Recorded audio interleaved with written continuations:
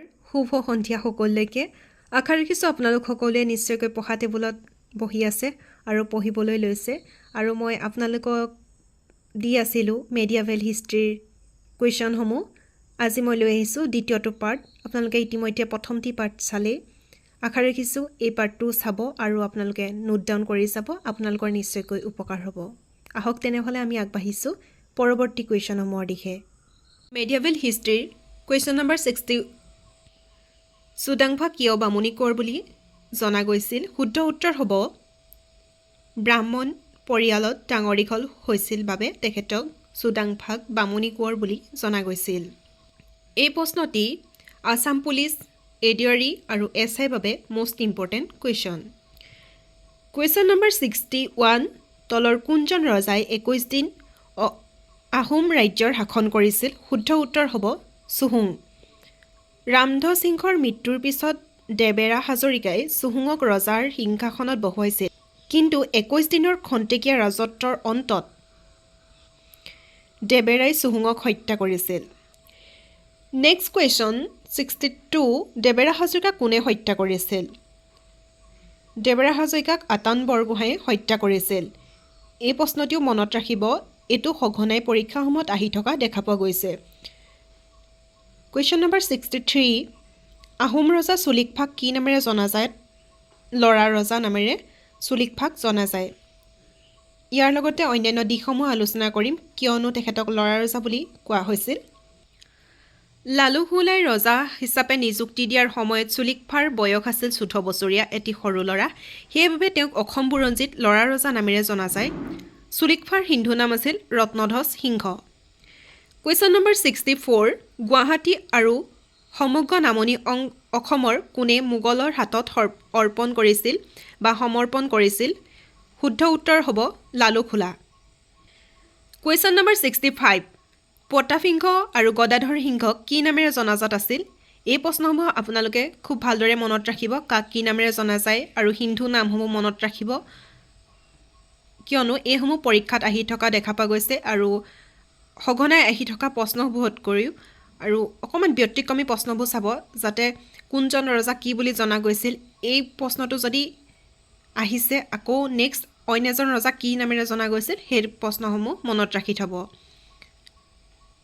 ইয়াৰ শুদ্ধ উত্তৰ হ'ব বুঢ়া ৰজা অৰ্থাৎ প্ৰতাপ সিংহ আৰু গদাধৰ সিংহক বুঢ়া ৰজা নামেৰে জনা গৈছিল কুৱেশ্যন নম্বৰ 66 গদাধৰ সিংহৰ আহোম নাম কি আছিল চুপাতফা গদাধৰ সিংহ বা গদাপাণি আহোম নাম আছিল চুটাকফা তেওঁ তুংখুঙীয়া বংশৰ প্ৰধান আছিল গদাপাণিৰ পিতৃৰ নাম আছিল গোবৰ ৰজা গদাপাণিৰ পিতৃৰ নামটো অহা দেখা পোৱা নগৈছিল গতিকেলৈ আপোনালোকে এইবাৰ চাই থ'ব কিয়নো হয়তো এইবাৰ এই প্ৰশ্নটিও অহাৰ সম্ভাৱনা খুব বেছি এইবাৰ আহিছোঁ কুৱেশ্যন নম্বৰ 67 আহোম আৰু মোগলৰ মাজত হোৱা শেষৰখন যুদ্ধ কি আছিল এই উত্তৰটি হয়তো সকলোৱে জানে ইটাখুলি ৰণ বা যুদ্ধ আনুষংগিক দিশ গদাধৰ সিংহৰ ৰাজত্ব কালত 1682 চনত আহোম আৰু মোগলৰ মাজত ইটাখুলিত শেষৰখন যুদ্ধ সংঘটিত হৈছিল এইবাৰ আহিছোঁ কুৱেশ্যন নম্বৰ 68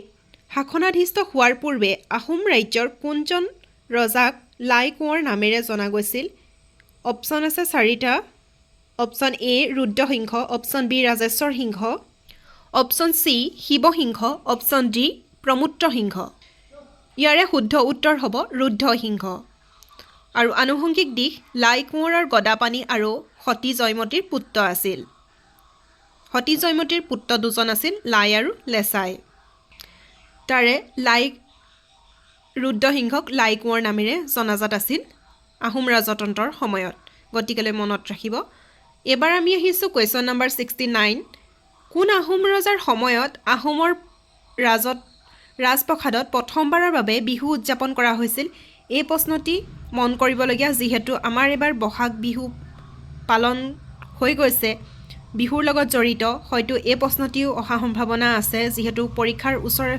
পাজৰে বিহু পাৰ হৈ গৈছে সেইবাবে কৈ থৈছোঁ ৰুদ্ৰসিংহ এই প্ৰশ্নটি মনত ৰাখিব প্ৰথম বিহু উদযাপন কৰিছিল ৰুদ্ৰসিংহৰ দিনত কুৱেশ্যন নম্বৰ 70 তলৰ কোনগৰাকী ব্যক্তিৰ সৈতে জয়সাগৰ পুখুৰীৰ সম্পৰ্ক আছে শুদ্ধ উত্তৰ জয়মতী ৰুদ্ৰসিংহই মাতৃৰ স্মৃতি যুগমীয়া কৰিবৰ বাবে জয়মতীৰ স্মৃতিত জয়সাগৰ পুখুৰী আৰু জয়দৌল নিৰ্মাণ কৰিছিল কুৱেশ্যন নম্বৰ 71 নামদাঙৰ ওপৰত শিলৰ দলং কোনে নিৰ্মাণ কৰিছিল শুদ্ধ উত্তৰ হ'ব ৰুদ্ৰসিংহ কুৱেশ্যন নম্বৰ 72 কোনজন আহোম ৰজাই প্ৰথমে মাটি জোখৰ প্ৰথা আৰম্ভ কৰিছিল শুদ্ধ উত্তৰ হ'ব গদাধৰ সিংহ কুৱেশ্যন নম্বৰ 73 পৰ্বতীয়া গোহাঁই নামেৰে কাক জনা যায় এই প্ৰশ্নসমূহ আপোনালোকে মনত ৰাখিব most important ইয়াৰ শুদ্ধ উত্তৰ হ'ব কৃষ্ণৰাম ভট্টাচাৰ্যক পৰ্বতীয়া গোহাঁই নামেৰে জনা যায়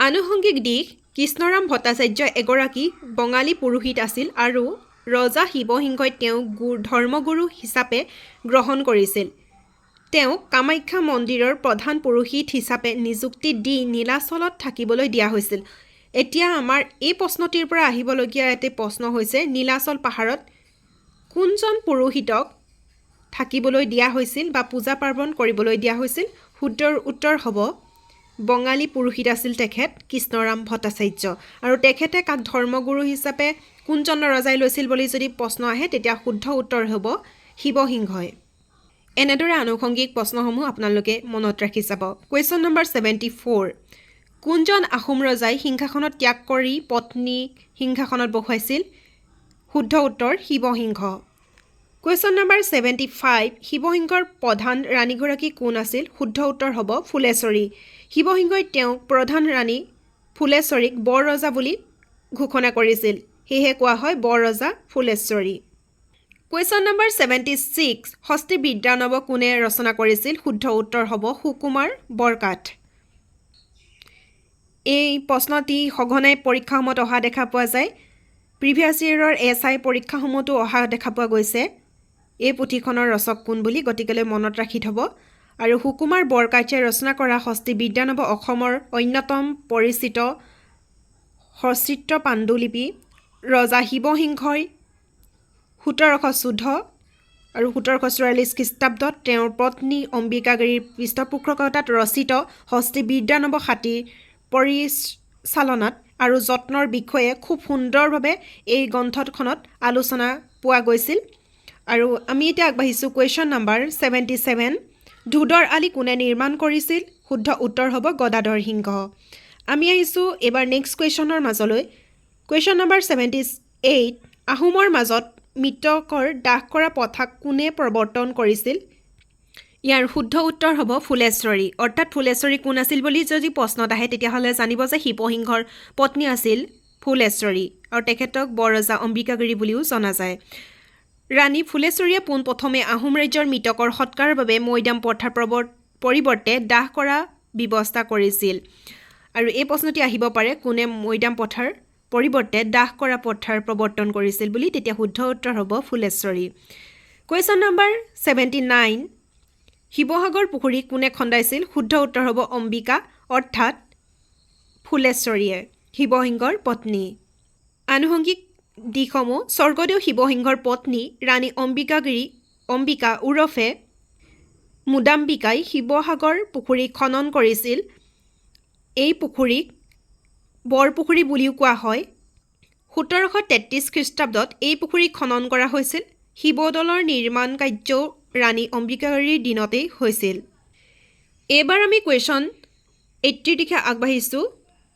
গৌৰীসাগৰ পুখুৰী নিৰ্মাণ কৰা হৈছিল ফুলেশ্বৰীয়ে কুৱেশ্যন নম্বৰ নেক্সট 81 ৰংঘৰ নিৰ্মাণ কাৰ্য কোনে আৰম্ভ কৰিছিল শুদ্ধ উত্তৰ হ'ব ৰুদ্ৰসিংহ আনুষংগিক দিশ ৰুদ্ৰসিংহই প্ৰথমে বাঁহেৰে ৰংঘৰ নিৰ্মাণ কাৰ্য আৰম্ভ কৰিছিল যদিও পিছত তেওঁৰ পুত্ৰ প্ৰমোত্ৰ সিংহই ৰংঘৰক বৰ্তমানৰ ৰূপ নিৰ্মাণ কৰিছিল গতিকেলৈ আমাৰ যদি এই প্ৰশ্নত আহে ৰুদ্ৰসিংহৰ পুত্ৰৰ নাম কি আছিল প্ৰমোত্ৰ সিংহ সকলোৱে মনত ৰাখিব এইটো প্ৰশ্ন আহিবলৈ সম্ভাৱনা আছে আৰু আমি নেক্সট কুৱেশ্যনলৈ আগবাঢ়িছোঁ 82 শুক্লেশ্বৰ মন্দিৰ কোনে নিৰ্মাণ কৰিছিল শুদ্ধ উত্তৰ হ'ব প্ৰমোত্ৰ সিংহ নেক্সট কুৱেশ্যনৰ দিশে আগবাঢ়িছোঁ 83 লতাকটা যুদ্ধ কোন আহোম ৰজাৰ ৰাজত্বকালত সংঘটিত হৈছিল শুদ্ধৰ উত্তৰ হ'ব ৰাজেশ্বৰ সিংহৰ দিনত। এই যুদ্ধখনৰ বিষয়ে পৰীক্ষাত আহি থকা দেখা পোৱা গৈছে। মই আপোনালোকক প্ৰত্যেকটি প্ৰশ্নৰ সম্ভাৱনাসমূহ কৈ গৈছোঁ। প্ৰত্যেকটো প্ৰশ্নই যদিও ইম্পৰ্টেণ্ট হয়, তাৰ ভিতৰত মষ্ট ইম্পৰ্টেণ্ট কুৱেশ্যনসমূহ মই আপোনালোকক কৈ গৈছোঁ, আপোনালোকে নোট ডাউন কৰি যাব।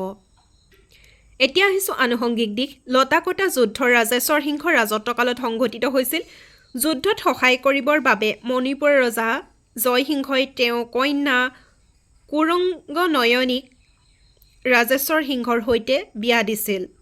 এইবাৰ প্ৰশ্নত হয়তো আহিবও পাৰে যে মণিপুৰৰ ৰজাই কোনজন আহোমক ৰজাৰ সৈতে মণিপুৰৰ কন্যাক বিবাহ পাশত কৰাইছিল, তেতিয়া হ'ব শুদ্ধ উত্তৰ কুৰংগনয়নী। ইয়াৰ আগতে আমি ৰমণী গাভৰুৰ বিষয়ে পঢ়ি আহিছোঁ। তেওঁক মোক কাৰ সৈতে বিয়া দিয়া হৈছিল, গতিকেলৈ সকলোৱে মনত ৰাখিব। এনেধৰণৰ কুৱেশ্যনসমূহ অহাৰ সম্ভাৱনা বেছি। নেক্সট কুৱেশ্যনৰ দিশে আমি আগবাঢ়িছোঁ। 84 চকৰি ফেটি বুৰঞ্জী কোনে লিখিছিল? শুদ্ধ উত্তৰ হ'ব নুমলী বৰগোহাঁই। কীৰ্তিচন্দ্ৰ বৰবৰুৱাই উত্থাপন কৰা কাহিনী সন্নিৱিষ্ট কৰি নুমলী বৰগোহাঁয়ে চকৰি ফেটি বুৰঞ্জীখন ৰচনা কৰিছিল। এই প্ৰশ্নটি প্ৰিভিয়াছ ইয়েৰৰ SI পেপাৰত অহা দেখা পোৱা গৈছিল, গতিকেলৈ আপোনালোকে মনত ৰাখি থ'ব। নেক্সট কুৱেশ্যনৰ দিশে আমি আগবাঢ়িছোঁ। কুৱেশ্যন নম্বৰ 85 প্ৰথম মোৰামূৰীয়া বিদ্ৰোহ সংঘটিত হৈছিল 1769। লক্ষ্মীসিংহৰ ৰাজত্বকালত 1769 চনত প্ৰথম মোৱামৰীয়া বিদ্ৰোহৰ সংঘটিত হৈছিল। নেক্সট কুৱেশ্যন 86 মোৱামৰীয়া সত্যৰ প্ৰতিষ্ঠাপক কোন আছিল? শুদ্ধ উত্তৰ হ'ব অনিৰুদ্ধদেৱ। কুৱেশ্যন নম্বৰ 87 কোনগৰাকী আহোম ৰজাৰ ৰাজত্বকালত ৰুদ্ৰসাগৰ নিৰ্মাণ কৰা হৈছিল? ইয়াৰে শুদ্ধ উত্তৰ হ'ব ৰুদ্ৰসিংহ। নেক্সট কুৱেশ্যন 88 দ্বিতীয় মোৱামৰীয়া বিদ্ৰোহৰ কোনগৰাকী আহোম ৰজাৰ ৰাজত্বকালত সংঘটিত হৈছিল? শুদ্ধ উত্তৰ হ'ব গৌৰীনাথ সিংহ। আনুষংগিক দিশ লক্ষ্মীসিংহৰ মৃত্যুৰ পিছত তেওঁৰ পুত্ৰ গৌৰীনাথ সিংহৰ ৰাজত্বকালত 1782ত দ্বিতীয়বাৰৰ বাবে মোৱামৰীয়া বিদ্ৰোহ সংঘটিত হৈছিল। নেক্সট কুৱেশ্যন 89 আহোম সাম্ৰাজ্যৰ শেষ ৰাজধানী কি আছিল? শুদ্ধ উত্তৰ যোৰহাট। আৰু এই প্ৰশ্নটিও মনত ৰাখি থ'ব, মোৰ মনলৈ অহাৰ বাবে মই কৈ দিছোঁ। যোৰহাটক সাংস্কৃতিক নগৰী হিচাপে জনা যায়। শিৱসাগৰক বা তেজপুৰক ঐতিহাসিক নগৰী হিচাপে জনা যায়। এই ঠাই বিশেষে কোন জিলা কিহৰ বাবে বিখ্যাত, এইসমূহ আপোনালোকে মনত ৰাখিব। মই আপোনালোকক জনাই দিছোঁ, নোট ডাউন কৰি যাব। পৰীক্ষাত অহাৰ সম্ভাৱনা খুবেই বেছি। আনুষংগিক দিশ গৌৰীনাথ সিংহই শিৱসাগৰৰ পৰা ৰাজধানী যোৰহাটলৈ স্থানান্তৰ কৰিছিল। গৌৰীনাথ সিংহৰ দিনত তৃতীয়বাৰৰ বাবে মোৱামৰীয়া বিদ্ৰোহ আৰম্ভ হৈছিল। Next question most important question Moamoria বিদ্ৰোহৰ শেষৰজন মোৱামৰীয়া নেতা কোন আছিল? শুদ্ধ উত্তৰ হ'ব সৰ্বানন্দ সিংহ। মোৱামৰীয়া বিদ্ৰোহৰ শেষৰজন মোৱামৰীয়া নেতা আছিল সৰ্বানন্দ সিংহ। 1805 চনত কমলেশ্বৰ সিংহৰ ৰাজত্বকালত বিদ্ৰোহৰ অন্ত পৰিছিল। কুৱেশ্যন নম্বৰ 91 মোৱামৰীয়া সংঘাতৰ সাধাৰণ কৃতিত্বগৰাকী কোনগৰাকী ব্যক্তিক দিয়া হয় বা কোনজন ব্যক্তিক দিয়া হয়? শুদ্ধ উত্তৰ হ'ব পূৰ্ণানন্দ বুঢ়াগোহাঁই। আমি নেক্সট কুৱেশ্যনৰ দিশে আগবাঢ়িছোঁ। কুৱেশ্যন নম্বৰ 92 কোনগৰাকী ৰজাৰ ৰাজত্বকালত দন্দুৱা বিদ্ৰোহ সংঘটিত হৈছিল? এই প্ৰশ্নটিৰ শুদ্ধ উত্তৰ হ'ব কমলেশ্বৰ সিংহ। কমলেশ্বৰ সিংহৰ ৰাজত্বকালত দুই ভাতৃ বীৰদত্ত আৰু হৰদত্তই দন্দুৱা বিদ্ৰোহ আৰম্ভ কৰিছিল। কুৱেশ্যন নম্বৰ 93 কোনে ৰংপুৰৰ গৌৰীনাথ সিংহৰ হাতলৈ পুনৰ উভতাই আনিছিল? শুদ্ধ উত্তৰ হ'ব থমাছ ৱেলছ। 1792 বংগৰ গভৰ্ণৰ জেনেৰেল কৰ্ণৱালিছে কেপ্টেইন থমাছ ৱেলছক অসমলৈ পঠাইছিল আৰু 1794ত ৱেলছে ৰংপুৰ গৌৰীনাথ সিংহৰ হাতলৈ পুনৰ উভতাই আনিছিল। নেক্সট কুৱেশ্যনৰ দিশে আমি আগবাঢ়িছোঁ। কুৱেশ্যন নম্বৰ 94 মানসকলক কোনে অসমলৈ নিমন্ত্ৰণ কৰিছিল? এই প্ৰশ্নটি প্ৰায় অহা দেখা পোৱা যায় আৰু এই প্ৰশ্নটিৰ শুদ্ধ উত্তৰ হ'ব বদন চন্দ্ৰ বৰফুকন। এই কুৱেশ্যনটো কিন্তু SI কুৱেশ্যন পেপাৰত অহা দেখা পোৱা গৈছিল, গতিকেলৈ মনত ৰাখিব। নেক্সট কুৱেশ্যনৰ দিশে আগবাঢ়িছোঁ। তাৰ মাজতে আপোনালোকলৈ মই আগবঢ়াই দিছোঁ আনুষংগিক দিশসমূহ। পূৰ্ণানন্দ বুঢ়াগোহাঁয়ে গ্ৰেপ্তাৰ কৰিবলৈ মানুহ পঠিওৱাত বদনচন্দ্ৰ বৰফুকনে পলায়ন কৰি ইংৰাজৰ ওচৰলৈ গৈ সহায় বিচাৰিছিল। ইংৰাজসকলে সহায় নজনোৱাত তেওঁ সহায় বিচাৰি মানৰ ওচৰ পাইছিলগৈ। মানৰ আক্ৰমণ কেইবাৰ বুলি যদি সোধা যায়, মানৰ আক্ৰমণ হৈছিল 3 বাৰ, 1817 চনত, 1819 চনত আৰু 1821 চনত। আৰু ইয়াৰ এটা ট্ৰিক্স হৈছে 3 বছৰ মূৰে মূৰে সংঘটিত হৈছিল মানৰ আক্ৰমণ। গতিকেলৈ আপোনালোকে প্ৰথমখন যুদ্ধৰ বিষয়ে যদি মনত ৰাখে তেতিয়াহ'লে দ্বিতীয় আৰু তৃতীয়খন মনত ৰাখিবলৈ খুব সুবিধা হ'ব। এইটো এটা মই ট্ৰিক্স আপোনালোকলৈ আগবঢ়াইছোঁ আৰু আগৰটো ভিডিঅ'টো মই এটা ট্ৰিক্স দিছিলোঁ, সেই বস্তুবিলাক আপোনালোকে মনত ৰাখিব। দিহিঙীয়া ৰজা কিয় কোৱা হয় এই প্ৰশ্নটিত মই আপোনালোকক ট্ৰিক্স দিছিলোঁ আৰু এইটোত মই আপোনালোকলৈ আগবঢ়াইছোঁ 1817 চনৰ পৰা 19 চনত, 19ৰ পৰা 21ত। আপোনালোকে মনত ৰাখিব। নেক্সট কুৱেশ্যনৰ দিশে আমি আগবাঢ়িছোঁ। Question number 95। কোনগৰাকী আহোম স্বৰ্গদেউ ৰাজত্ব কালত মানে প্ৰথম আক্ৰমণ কৰিছিল? ইয়াৰ শুদ্ধ উত্তৰ হ'ব চন্দ্ৰকান্ত সিংহ। আহোম ৰজা চন্দ্ৰকান্ত সিংহৰ দিনত বদনচন্দ্ৰ বৰফুকনৰ আমন্ত্ৰণত মানসকলে অসম আক্ৰমণ কৰিছিল। এই প্ৰশ্নটি আমি মনত ৰাখিব লাগিব। নেক্সট আমি কুৱেশ্যনৰ দিশে আগবাঢ়িছোঁ। Question number 96। তলৰ কোনগৰাকী ব্যক্তিক আহোম সাম্ৰাজ্যৰ ৰজা হিচাপে মানসকলে প্ৰতিষ্ঠা কৰিছিল? শুদ্ধ উত্তৰ হ'ব যোগেশ্বৰ সিংহ। চন্দ্ৰকান্ত সিংহই বিৰোধিতা কৰাত মানসকলে তেওঁক আঁতৰাই যোগেশ্বৰ সিংহক ৰজা পাতিছিল। আমি আজি মেডিয়েভেল হিষ্ট্ৰীৰ বিষয়ে আলোচনা কৰি ইতিমধ্যে শেষ কৰিছোঁ। সিদিনাখনি এনচিয়েণ্ট হিষ্ট্ৰীৰ বিষয়ে আলোচনা কৰিলোঁ, আজি মেডিয়েভেল হিষ্ট্ৰী। মেডিয়েভেল হিষ্ট্ৰীৰ ওপৰত 2টা ভিডিঅ', এইটো এটি প্ৰথম আৰু দ্বিতীয় পাৰ্ট হ'ব। আজি এই ভিডিঅ'টো দ্বিতীয় পাৰ্ট। আশা ৰাখিছোঁ আপোনালোকে চাই নিশ্চয়কৈ ভাল পাইছে।